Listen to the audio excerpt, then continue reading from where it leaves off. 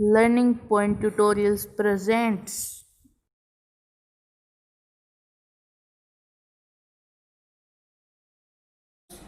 आपका स्वागत है आपके अपने YouTube channel learning point press पर। आज हम क्लास 10 का metals and non metals chapter में chemical properties of non metals discuss करेंगे, क्योंकि हमने अपनी पिछली वीडियो 2D में हमने chemical properties of metals discuss की थी। आइए आज हम अब बात करते हैं chemical properties of non metals. आपको पता है कि हमने 2C वीडियो में बात की थी chemical behaviour of metals and non metals. हमने उसके बारे में बताया था कि मेटल्स की तो गेनिंग की इलेक्ट्रॉन लूजिंग की प्रॉपर्टी होती है और नॉन मेटल्स की गेनिंग की प्रॉपर्टी होती है। ये गेन करते हैं इलेक्ट्रॉन्स को और इलेक्ट्रॉन नेगेटिव एलिमेंट बनाते हैं। इलेक्ट्रॉन नेगेटिव एलिमेंट्स बनाते हैं ये, और इन पर नेगेटिव चार्ज अपीयर होता है। अगर नॉन मेटल और नॉन मेटल कंबाइन हो रहे हैं तो वे कोवेलेंट बॉन्डिंग बनाते हैं। कोवेलेंट बॉन्ड जो कि शेयरिंग से आता है। अगर नॉन मेटल किसी मेटल के साथ रिएक्शन करता है, नॉन मेटल प्लस मेटल, तो वे इलेक्ट्रोवैलेंट बॉन्ड बनाते हैं, जिसे हम आयनिक बॉन्ड भी बोलते हैं। ये हमने ऑलरेडी डिस्कस कर लिए थे वीडियो 2C और 2D में। आइए अब हम chemical properties of non metals की बात करते हैं। हमने देखा था मेटल्स के केस में कि नॉन मेटल्स ऑक्सीजन के साथ मिलकर मेटल ऑक्साइड बनाते हैं। उसी तरह से नॉन मेटल्स भी ऑक्सीजन के साथ मिलकर नॉन मेटालिक ऑक्साइड बनाते हैं। नॉन मेटालिक ऑक्साइड बनाते हैं। ये नॉन मेटालिक ऑक्साइड ये दो तरह से बिहेव करती है। एक तो एसिडिक नेचर की तरह और एक न्यूट्रल ऑक्साइड के तरह बिहेव करती है। एक एसिडिक ऑक्साइड और एक न्यूट्रल ऑक्साइड, जिसमें हम देखते हैं कार्बन मोनोऑक्साइड इसका एक एग्जांपल है। और इसमें यहाँ पर जो एसिडिक है उसमें CO2, SO2, SO3 ये होती है। इसमें N2O, ये इसमें न्यूट्रल ऑक्साइड बनाते हैं।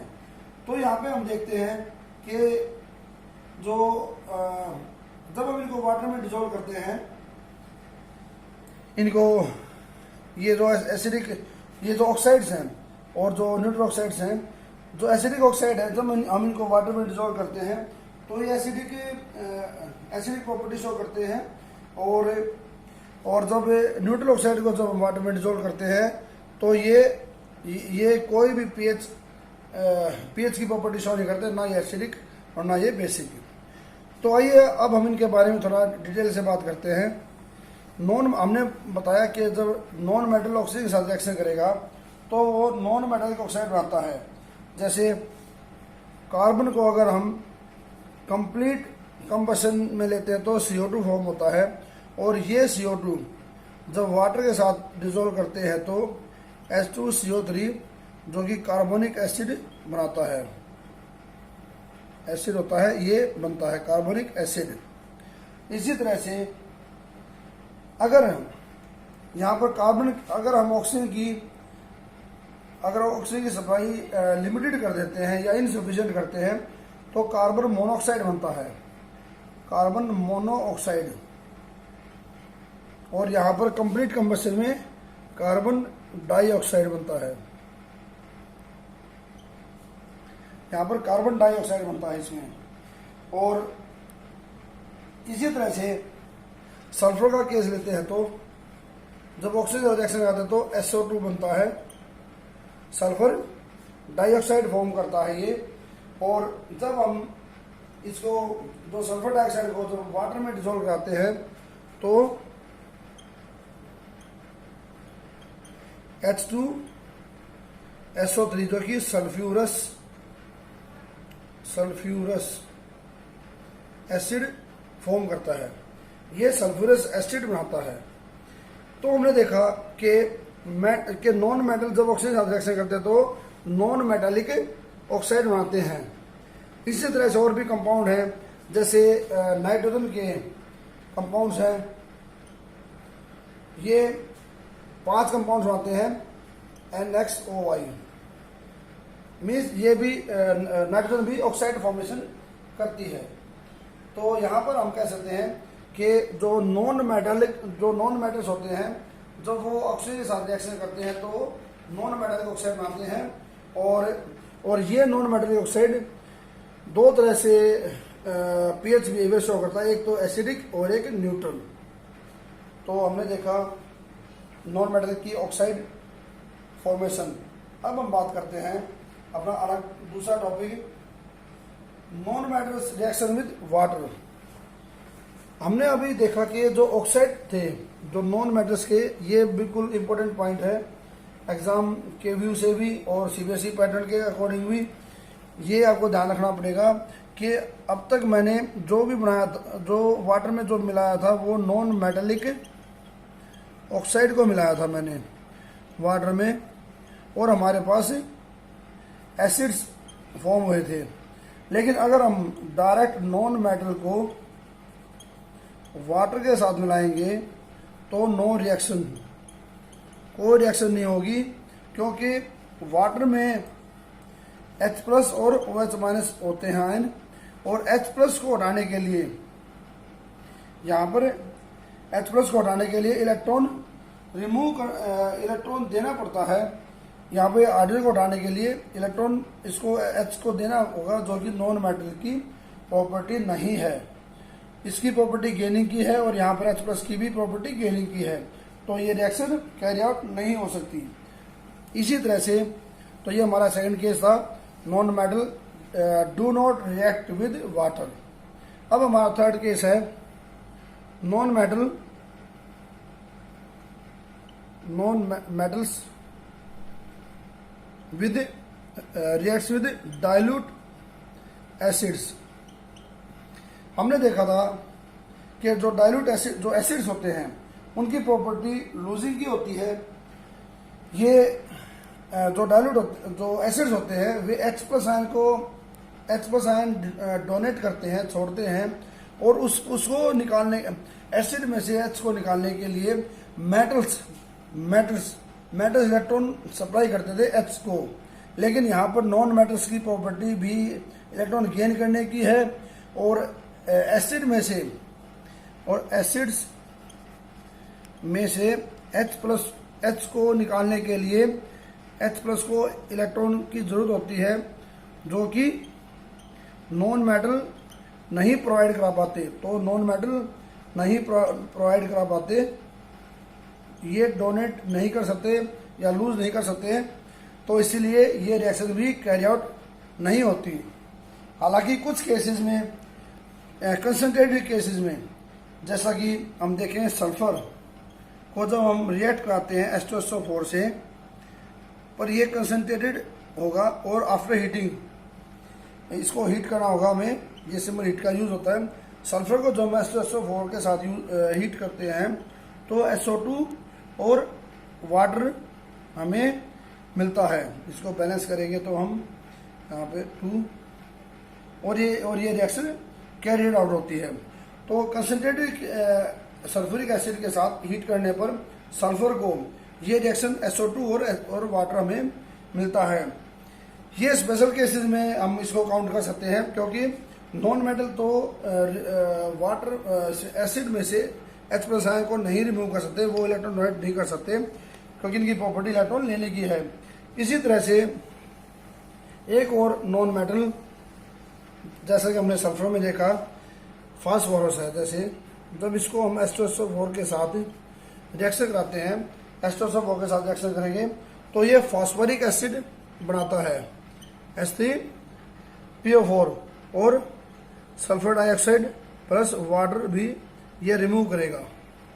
तो कुछ केसेस में ये यहाँ पर जो एसिड होगा वो कंसंट्रेटेड होगा और इसको आफ्टर हीटिंग ये रिएक्शन कैरिड आउट होती है। तो हमने देखा कि नॉर्मल केसेस में विदाउट हीट किए और विदाउट कंसंट्रेटेड एसिड लिए डाइल्यूट एसिड के साथ नॉन मेटल रिएक्शन नहीं करते, क्योंकि ये इलेक्ट्रॉन डोनेट करते हैं। इलेक्ट्रॉन इनको एसिड को इलेक्ट्रॉन चाहिए और नॉन मेटल इलेक्ट्रॉन डोनेट नहीं कर सकते, जो कि मेटल्स की प्रॉपर्टी है इलेक्ट्रॉन डोनेट करने की। इसलिए मेटल्स एसिड के साथ रिएक्शन कर लेते हैं और हाइड्रोजन गैस इवोल्व करते हैं। अब बात आती है reaction with chlorine. Reaction with chlorine, reaction of non metal. जैसे सी को जब हम रिएक्शन करते तो कार्बन टेट्रा क्लोराइड फॉर्मेशन करती है। इसी तरह से हाइड्रोजन रिएक्शन करती है। इसी तरह से हम कह सकते हैं कि फास्फोरस भी PCl3 और PCl5 ये क्लोराइड फॉर्मेशन करते हैं। तो नॉन मेटल जो क्लोरीन के साथ रिएक्शन करके कोवेलेंट कंपाउंड बनाते हैं, जो कि शेयरिंग से आता है, ना कि इलेक्ट्रॉन लूजिंग और गेनिंग से। तो नॉन मेटल रिएक्शन करते हैं क्लोरीन के साथ और क्लोराइड फॉर्मेशन करते हैं, क्लोराइड फॉर्मेशन। अब बात आती है reaction with hydrogen. Non metals की reaction with hydrogen. Non metallic reaction with hydrogen. Hydrogen के साथ रिएक्शन, नॉन मेटल्स की हाइड्रोजन के साथ रिएक्शन, ये हाइड्राइड फॉर्मेशन होती है। यहां पर हम देखते हैं कि non metal combine with hydrogen upon heating to form covalent hydrides. जैसे सल्फर गैस है H2+S, तो H2S गैस बनाते हैं। यहां पर एक पॉइंट नोट करने वाली बात यह है कि हमने सल्फर को एक एटम के रूप में रिप्रेजेंट किया है, हालांकि ये मॉलिक्यूलर स्टेट में होता है, S8 फॉर्म में होता है। इसी तरह से फास्फोरस P4 में होता है। लेकिन हम जब भी हम रिएक्शन करते हैं तो हम उसको एटॉमिक फॉर्म में दिखाते हैं, ना कि मॉलिक्यूलर फॉर्म। ये मॉलिक्यूलर फॉर्म होती है और ये एटॉमिक फॉर्म होती है।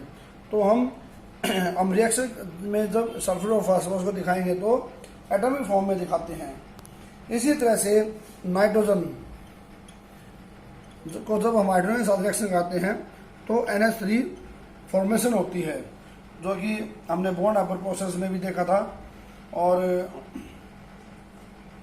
और इसी तरह से जैसे कार्बन के साथ जो हाइड्रोजन की रिएक्शन होती है वो CH4 और हम कह सकते हैं CXHY, जो कि एक पूरा एक चैप्टर बनता है या पूरे एक केमिस्ट्री का एक सिलेबस है। हाइड्रोकार्बन्स फॉर्मेशन होती है। तो इससे देखा कि हमने नॉन मेटल रिएक्ट करते हैं हाइड्रोजन के साथ और हाइड्राइड फॉर्मेशन करते हैं। और ये जो रिएक्शन होती है ये सारी कोवेलेंट बॉन्डेड होती है। अगली वीडियो में हम इसके ऊपर चर्चा करेंगे। कोवेलेंट बॉन्डिंग, आयनिक बॉन्डिंग, ये क्या होती है, शेयरिंग और इलेक्ट्रॉन लूजिंग, गेनिंग, हम इसके ऊपर इन टॉपिक्स के ऊपर हम डिस्कस करेंगे। अब बात आती है reaction of non metals with salt. Reaction with salts. Reaction with salt में हम देखते हैं कि जो जैसे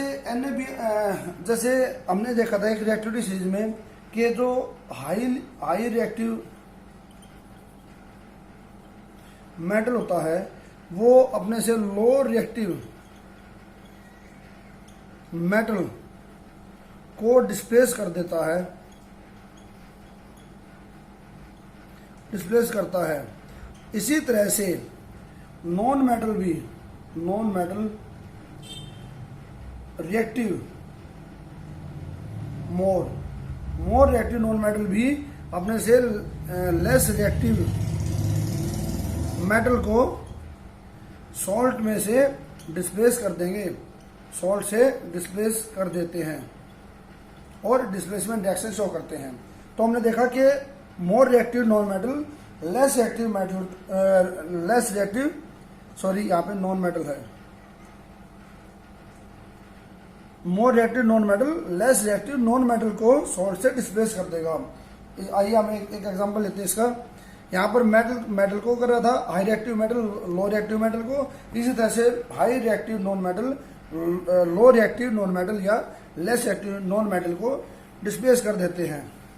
जैसा कि सपोज हमने लिया सोडियम ब्रोमाइड को, जब हम क्लोरीन के साथ रिएक्शन कराते हैं तो NaCl फॉर्मेशन होती है और ब्रोमीन आउट हो जाती है। इसमें तो Cl है वो मोर रिएक्टिव है देन ब्रोमीन, तो ये Na के साथ रिएक्शन कर देगी और कंपाउंड फॉर्मेशन करेगी।